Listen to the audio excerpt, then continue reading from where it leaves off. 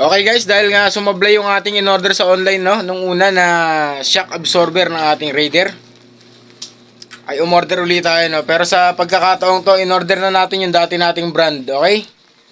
So, ipakabit na natin agad to. Check nga muna natin to guys, no. Buksan muna natin yung laman ng ating package, no, kung tama nga. So, ang in-order natin ngayon ay TTGR ang kanyang tatak, no. TTGR shock absorber, no, na pang Raider. Okay.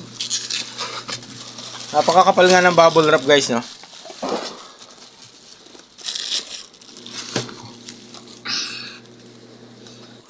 Okay, sum na. Oh, dito.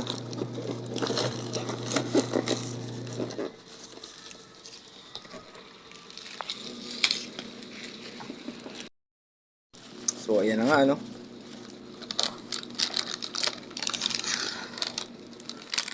Dali mo sa plastic.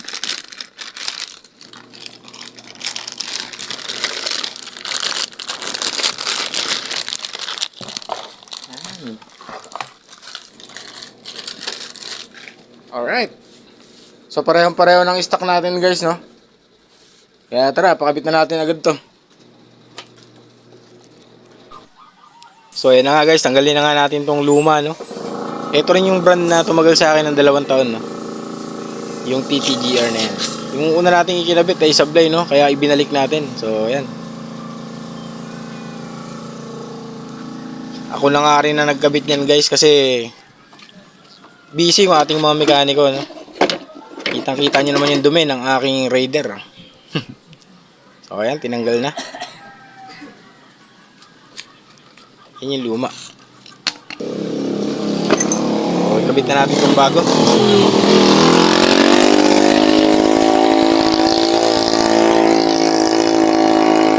Nakabit nga yan guys, no? Dito sa may tangke. Tatanggalin yung tangke ng gasolina. Dito sinusuot sa ibabaw. Tapos ang una mong tutornilyuhan dyan ay yung ibabaw, no? Tapos yung ilalim ang pinakahuli para may adjust mo ng maayos. Yun. Yan. Okay, so sa part na yan guys, ay naikabit ko na yan, no? At okay na ang ating shock. So, pwede na uli siyang tumakbo. Yan. So, shout out TTGR, no?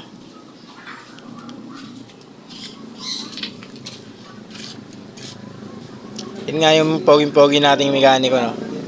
So, shout out rin sa'yo, boss Tony.